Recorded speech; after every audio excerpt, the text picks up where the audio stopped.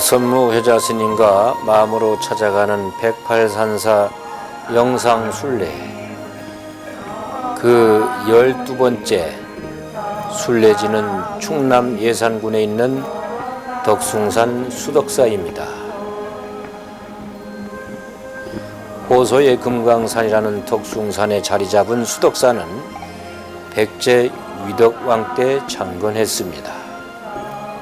통일신라시대, 고려시대, 조선시대를 거치면서 선종도량으로 오늘에까지 이르고 있습니다. 수덕사는 일주문에 걸려있는 현판이 동방제일선언이라 하는 데서 알 수 있듯이 우리나라 근대 선문을 부흥시킨 경허선사, 만공선사가 주석한 곳으로도 유명합니다. 만공, 보월, 고봉, 전강, 금호, 춘성, 벽초, 원담, 설정, 법장 스님을 비롯해 비구니로 인력, 법희, 만성 스님 등 근현대를 대표하는 걸출한 스님들이 수행하던 곳으로 전국 어느 사찰보다도 활달하고 걸림없는 선풍을 지닌 선의 종가라고 할 수 있습니다. 수덕사에는 고려시대 문화재인 국보 49호인 대웅전, 보물 1263호인 노산하계불탱, 3층 석탑, 7층 석탑 등 역사적으로 유서 깊은 문화재들이 많이 있습니다. 이러한 덕숭 총림 수덕사에는 경허스님, 만공스님의 선지를 받들어 비구 선원인 정혜사 덕숭 총림 선원과 비구니 선원인 견성암 선원을 비롯하여 여러 선원들에서 많은 스님들이 밤낮을 잇고 참선 수행에 매진하고 있습니다. 덕숭상 산중턱에 있는 정혜사 능인선원은 많은 고성대덕들이 용맹정진했던 도량으로 1930년 당시 조실이었던 만공선사가 중수하여 선원으로 위상이 크게 향상되었으며 만공선사가 세수 75세의 나이로 입적한 곳이기도 합니다. 수덕사 서편 중턱에 있는 견성암은 우리나라 최초의 비구니 선방으로, 견성암은 현재 비구니 제1선원으로 100여 명의 스님들이 수도정진하고 있으며 비구니 선원으로는 전국에서 제1로 치고 있습니다. 그리고 근대 개화기의 여류시인이었던 일렵스님이 수도정진한 곳으로도 유명합니다. 수덕사 하면 빼놓을 수 없는 분이 바로 경허선사입니다. 경허선사는 조선 말기 침체된 선불교를 중흥시킨 혁명가이자 대승사상의 실천자였습니다. 경허선사는 천장암 개심사, 문수사, 부석사, 수덕사, 정혜사, 갑사, 동학사, 태고사, 영은사, 또 보석사 등에서 선풍을 일으켰습니다. 그의 상수 제자인 만공스님이 수덕사 금선대에 경허스님의 영정을 봉안하고 이곳에서 선풍을 날렸기에 그의 스승인 경허선사의 선풍이 더 한층 빛났던 것입니다. 특히 일렵스님의 이야기는 두고두고 전해옵니다. 속세에 두고 온님 잊을 길 없어 법당에 촛불 켜고 홀로 울 적에 법고소리 사바에 인연줄 끊고 견성암 선방에 정정만 흐립니다. 우리 가요 노래의 모델이 된 스님입니다. 청춘을 불사른 환희대, 천년 법향 가득한 정혜사, 사제의 인연 도타운 소림초당, 해탈 갈구하는 독종소리, 꿈같은 세속의 번뇌 모두 씻어집니다. 인생 무상 실감하고 산이 절을 만들었는지 절이 산을 만들었는지 기기묘묘한 괴석과 절묘한 산세, 솔바람에 실려오는 계곡물 소리, 이것이 바로 극락세계라 할 것입니다. 배움과 덕성을 주는 도량, 경허선사의 할, 만공선사의 방, 법장 스님의 사자후, 활달하고 걸림없는 가풍, 근대 선풍을 다시 세운 곳이 바로 수덕사입니다.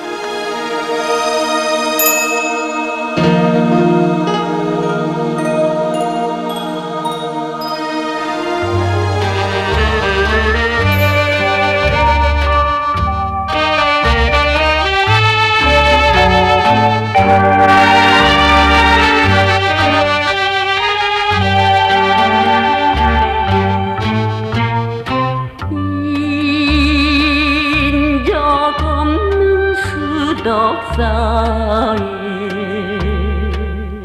밤은 깊은데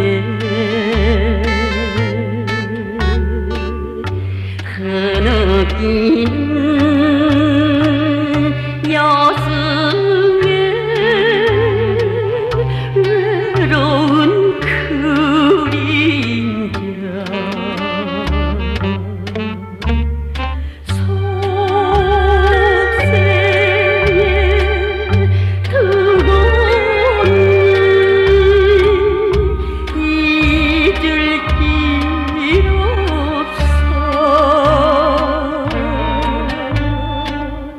법당에 촛불 켜고 올라올 적에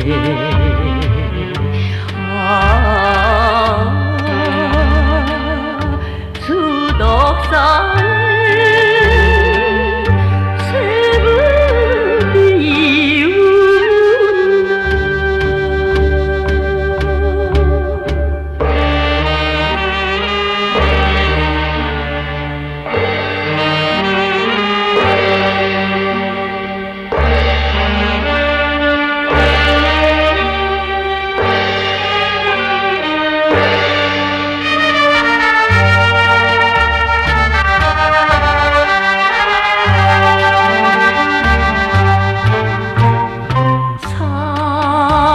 산길 뱅수덕사에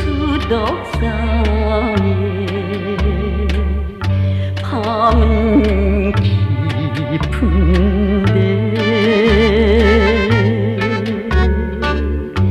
연불한 여승에 외로운 그림자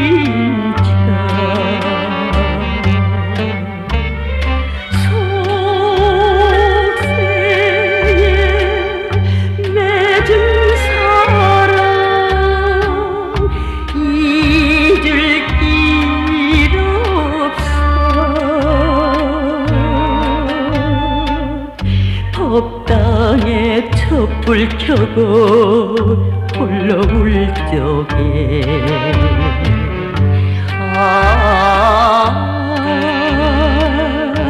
수덕사에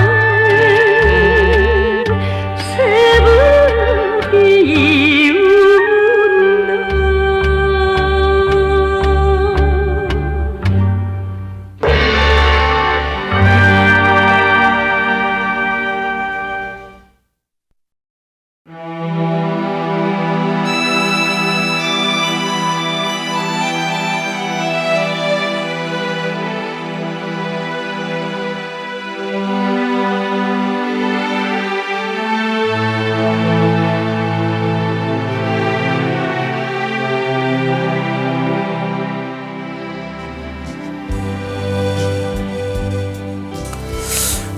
오늘의 본문은 나를 찾는 108기도문 제 12배 12배죠. 12배에 대한 본문입니다. 그러면 스님이 두 번 읽어보도록 하겠습니다. 진실한 나를 찾을 때까지 열심히 정진하겠나이다. 진실한 나를 찾을 때까지 열심히 정진하겠나이다. 여기서 진실한 나라는 것은 무엇입니까?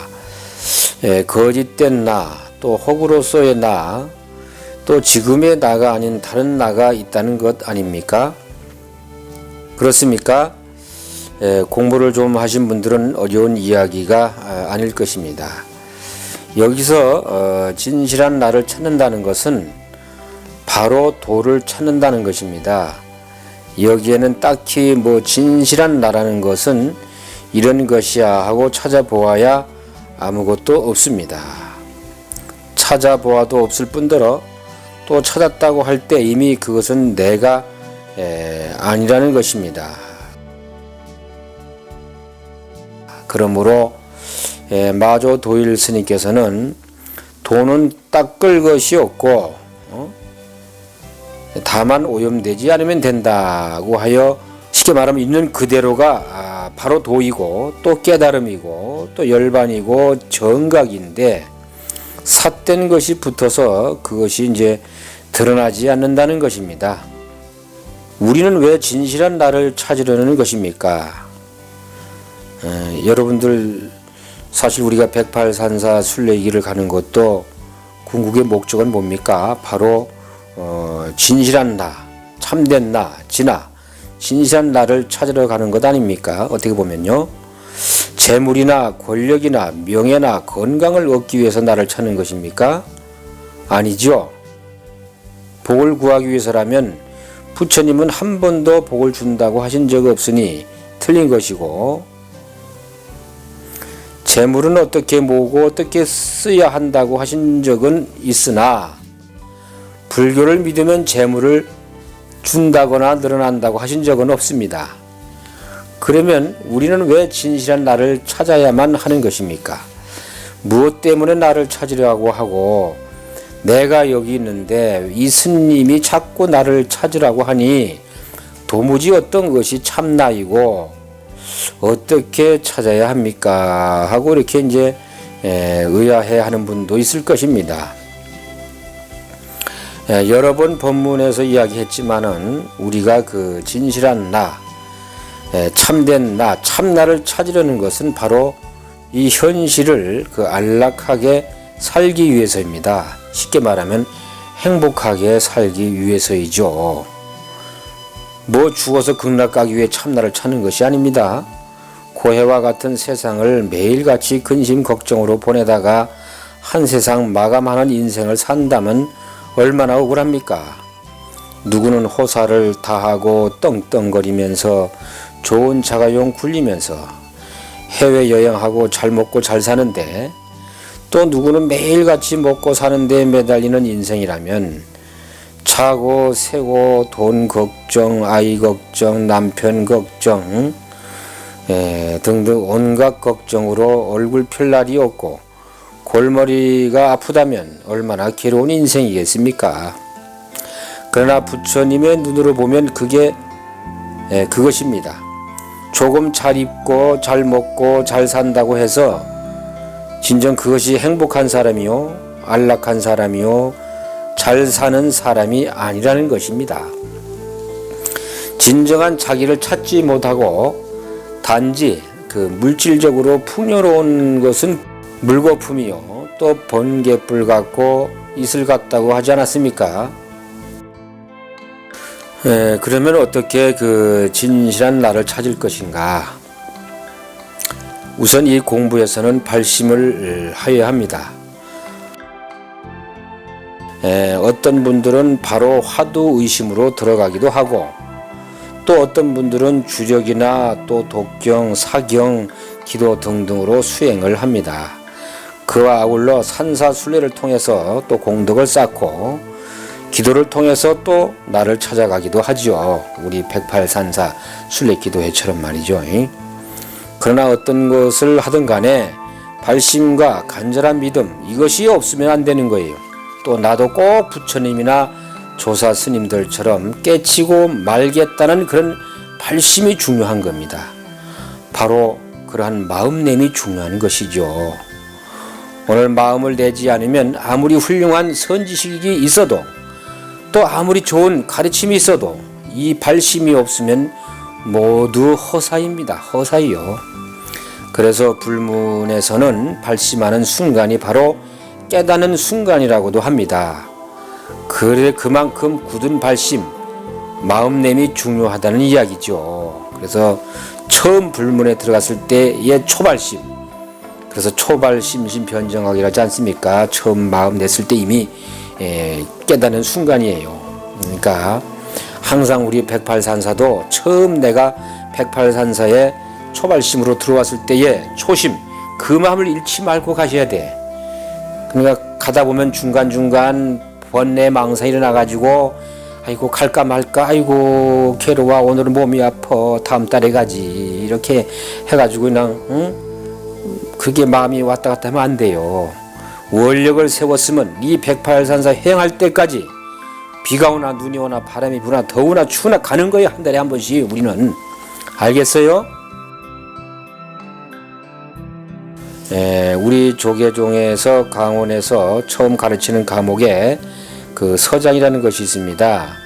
이 책은 그 화두 수행을 처음으로 도입한 대해종고 스님이 제가 유학자 거사 신도들이 질문한 편지에 대한 답신을 모은 것인데요. 그 선수행에서 매우 중요한 내용을 담고 있습니다.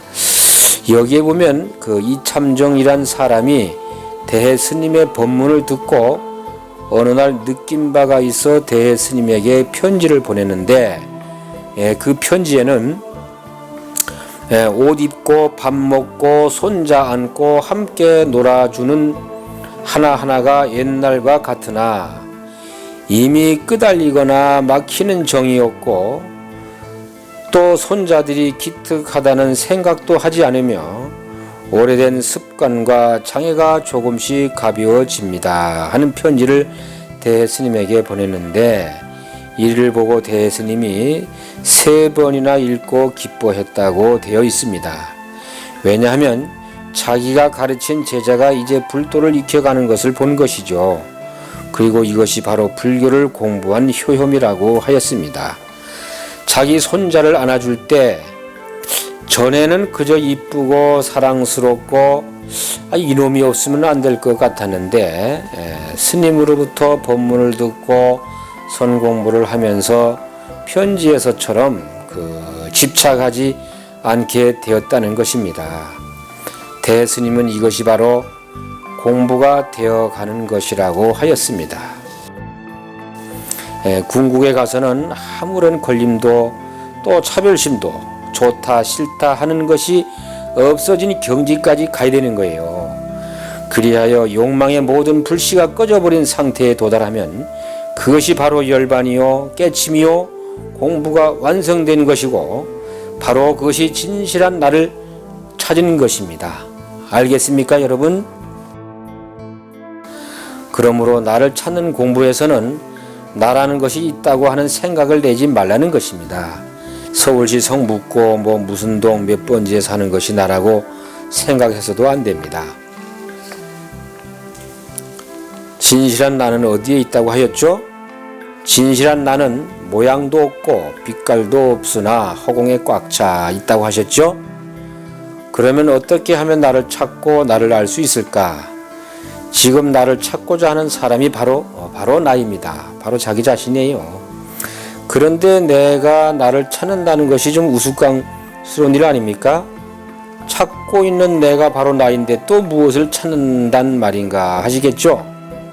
그러므로 나를 찾으려 하면 어디에도 없지만 바로 나를 찾는다고 나서면 나다 너다 하는 주관과 객관이 나뉜다는 이야기입니다. 우리 불교에서 깨달음에 이르려면 제일 먼저 분별심을 버려야 한다고 누누이 이야기하였죠.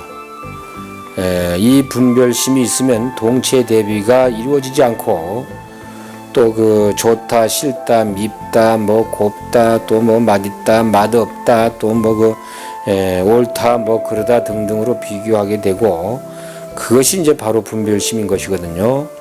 그러면 진실한 나라는 것은 찾을 수도 없고 볼 수도 없습니다.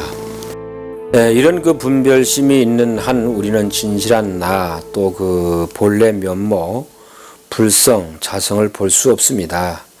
그래서 3조 승찬대사는 신신명 첫머리에서 지극한 도는 어렵지 않네 버릴 것은 오직 간택심뿐이라고 하였습니다.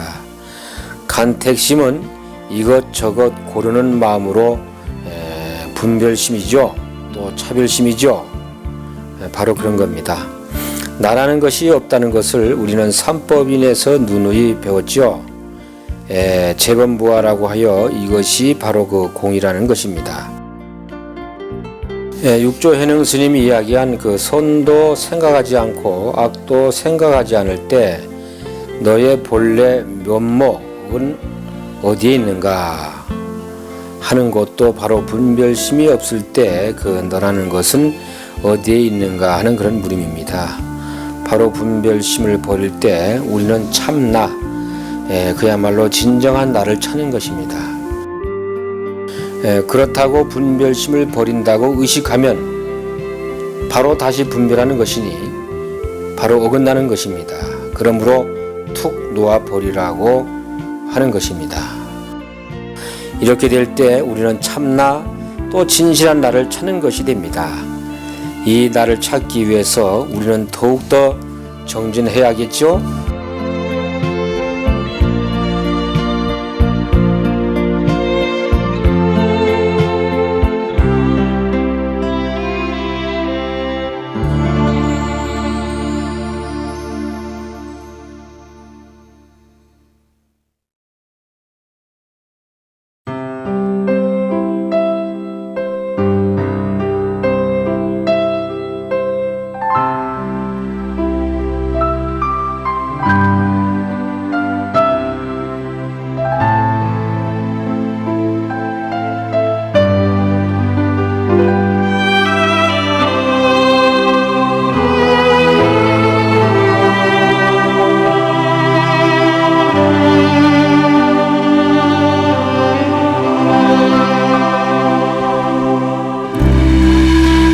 복을 바란다면 씨를 뿌리세요. 복은 구하려 할수록 멀리 달아나는 법입니다. 선행은 하지 않고 무조건 복을 달라고 기도하는 것은 씨앗은 뿌리지 않고 열매를 바라는 꼴입니다. 비록 작은 보시와 선행일지라도 타인을 사랑하는 마음으로 행해야 합니다. 평생 절에 다니며 열심히 공양을 올리지만 오로지 자신의 소원 성취만을 위해 기도한다면 이보다 더 어리석은 일은 없습니다. 복을 받겠다는 생각이 사라진 자리, 그곳에 복이 찾아오니까요.